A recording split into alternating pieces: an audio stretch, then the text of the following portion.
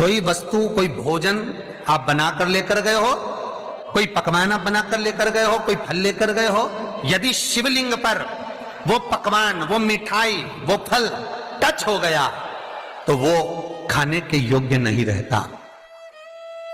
वो घर पर लेकर मत आना, मंदिर में ही छोड़कर। यदि भोजन, पकवान, मिठाई, शिवलिंग यहां पर है और भोजन का भोग तुमने इतनी दूर से लगाया है, फल इतनी दूर रखा है, वो शिवलिंग पर टच नहीं करा गया है, तो उस प्रसाद को, उस फल को आप पा सकते हो, उसको खा सकते हो। पर जो शिवलिंग पर टच हो गया, फिर वो केवल नंदी, श्रृंगी, भृंगी, प्रेतों का, भूतों का, आहूतों का भाग होता है।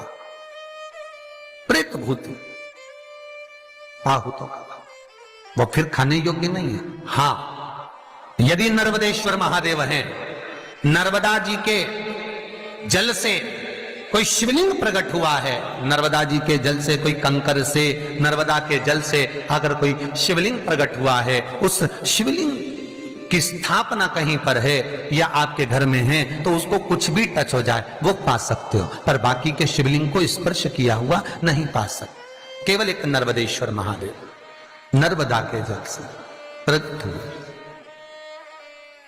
कई लोग पूछते हैं ये सांप है कौन, ये सर्प है कौन, तो उसको बताओ, ये भगवान शंकर के गले में जो एक सांप पड़ा हुआ है, ये भगवान विष्णु हैं।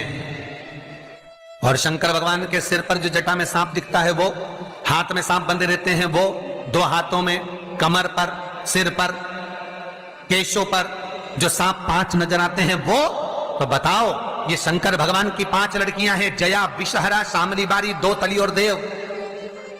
ये 5 लड़कियां भगवान शंकर के इर्द गिर्द घूमती हैं, आसपास भ्रमण करती हैं। सभी ये शिव की बेटियां भगवान शंकर के साथ भ्रमण करती हैं।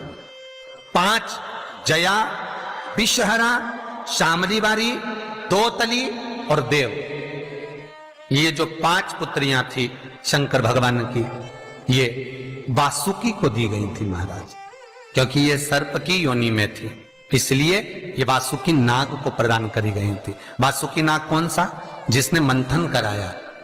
वासुकी नाग कौन सा? जिसके फण पर पूर्ण पृथ्वी विराजमान है। वासुकी नाग कौन सा? जो निरंतर देवताओं के हित के लिए कार्य करता रहता है।